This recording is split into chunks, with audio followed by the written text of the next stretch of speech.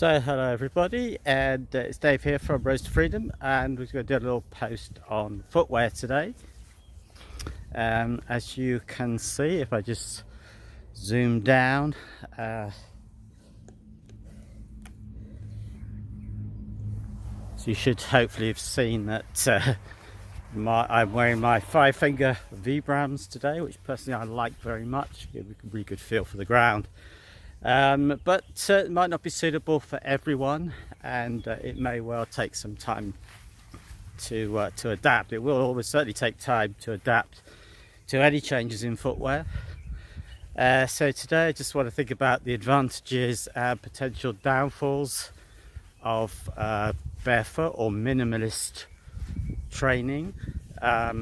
What reasons are there that we should want to be able to feel the ground better? Do we need protection from ground reaction forces? Are there advantages to wearing a more supportive built-up shoe? There's no clear-cut, well-defined answers to this. The answer, as always, is it depends entirely on the individual. So it will depend on the elasticity of your tissues, the health of your feet and the tissues around your feet. It will depend on your experience of running and all kinds of also how long you've been wearing built-up shoes. Are you wearing orthotics of any kind? So if you're in any doubt, then you should really get your feet checked out and to see what's actually going on there before going too extreme. So any changes we make to our footwear should be very gradual, I would say, for sure. Speaking from my own experience, which I'll just relate in a little while, but there's lots of good reasons, first of all, why we would want to be able to feel the ground better. So in the soles of our feet, we have a lot of sensory nerve endings, which are called proprioceptors. These proprioceptors they tell the brain where we are in space, for example. They respond to all kinds of sensory input, such as hot and cold, skin stretch as well, vibrations. So all of this sensory input to the brain enables us to function very efficiently as bipedal creatures.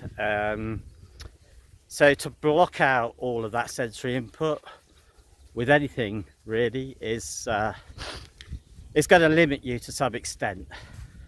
So my own view is that we want to be grounded as far as possible, as often as possible, and particularly if you can get onto natural surfaces rather than man-made surfaces, so you really feel the magnetic energy of the earth, which has actually been shown to be quite important for our general health. So the closer we are to the ground, the more we can feel the ground, the better we are going to be at moving, the better we are going to be at running, the better we are going to be mentally and physically in a general sense. So there's lots of good reasons why we want to get as close to the ground as we can.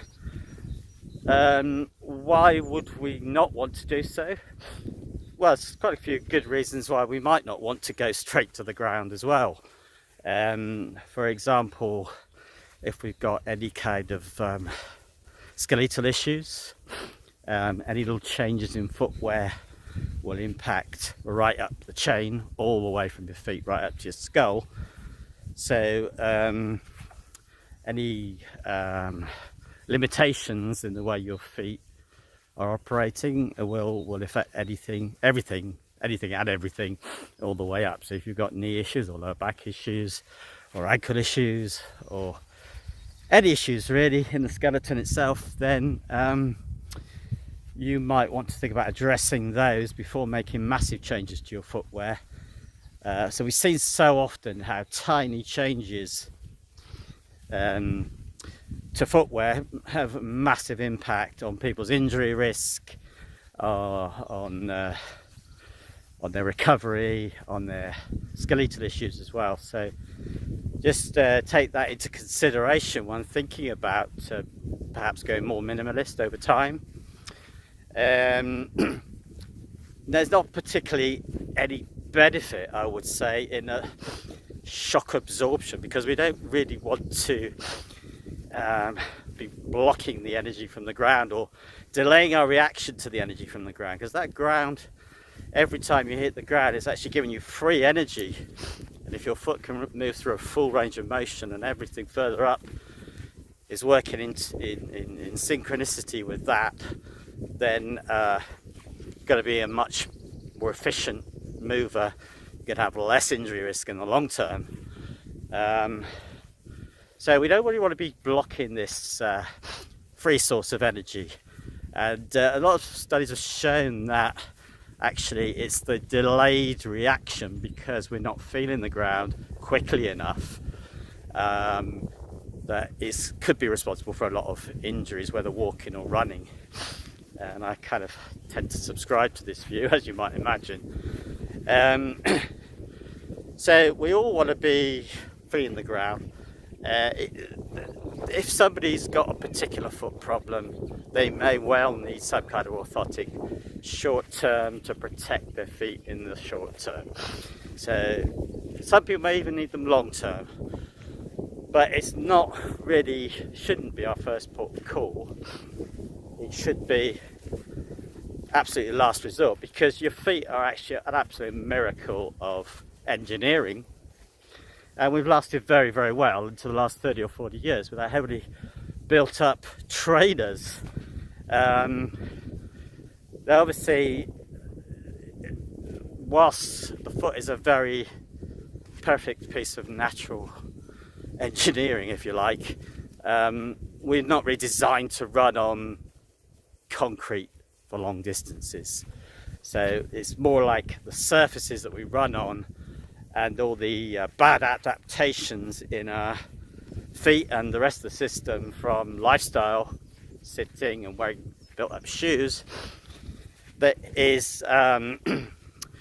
the problem, rather than the barefoot itself. So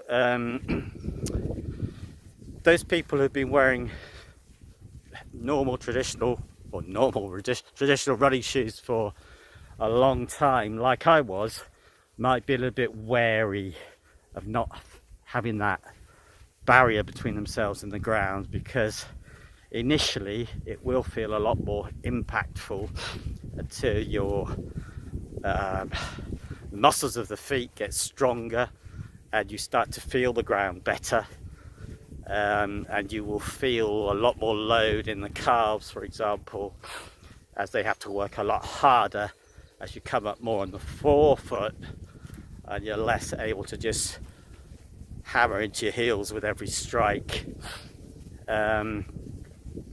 So if you're planning on adapting to a more minimalist shoe, my own experience tells me that you should approach it with extreme caution and adapt carefully, and accept it's going to take you a year or so, potentially.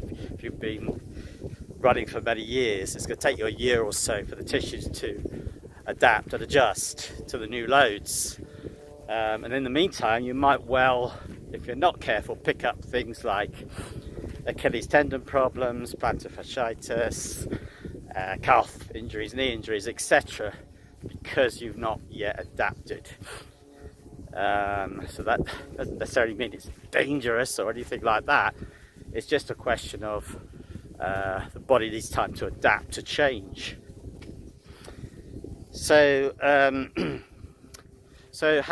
what should you do to adapt? Well, a lot of clients that I've worked with have actually gone to a kind of halfway house initially, and purchased shoes like Morels, for example, which are kind of not totally minimalist from a connoisseur's point of view, but they are much flatter to the ground than a traditional high-heeled running shoe. And you might want to think about just wearing those in everyday life to start with, along with going barefoot as much as you can, before you even consider going out for a run in them. But then once you've kind of got used to that over a period of perhaps 2 or 3 months even, you might then just think about introducing a little bit of running in them. And again, if there's no ill effects, you could gradually increase that running, but do so with caution and monitor very carefully any signs of niggles or injuries, feet, ankles, calves, knees. Having said that, my own experience when I went over from a traditional running shoe to the Vibrams, the 5 fingers that I'm wearing now, was not a good one, because I think I tried to do it too quickly probably, but I really enjoyed running in the Vibrams and probably did a bit too much. But it wasn't actually wearing the Vibrams that caused my injury initially. It was going back to a more built-up shoe to do a park run because it was stony, and the Vibrams can be a bit sensitive if you hit on the feet, if you hit hard stone or something in particular areas. So I did that, and I got an Achilles problem. Achilles problem lasted.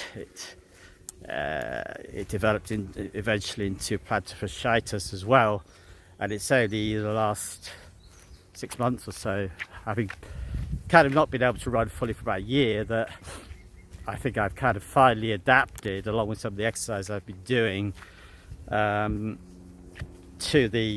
being flat on the ground.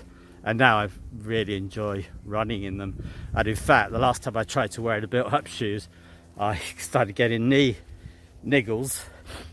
So I got out of them, went straight onto barefoot on the grass for a while, just ran around, and the knee pain disappeared straight away.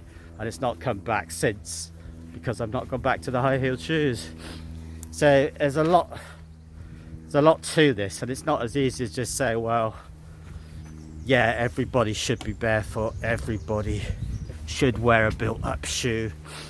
What we do know is that the foot needs to be able to access a full range of movement. So it needs to be able to go into pronation, and it needs to come out into supination. And anything that tries to block that, which a lot of traditional shoes do, is going to impact on your performance and on your injury risk. So one final thing to mention is that nobody's got 2 feet that are the same. Very, very unusual. Usually to manage the mass of the skeleton, the feet are different. So either one predates more or the other predates less, however you want to look at it.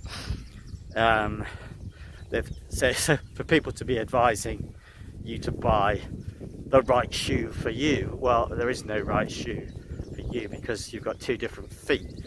So probably the best shoe for you is a shoe ultimately that allows both feet to do their job properly without interference. Anyway, that's just a few thoughts on footwear, barefoot and shod, or minimalist and shod, because not many people actually run barefoot these days. Some do, some successfully. So it's Dave here from Road to Freedom, signing off right now. Please like my videos and subscribe to the channel, and I hope that's been helpful to you.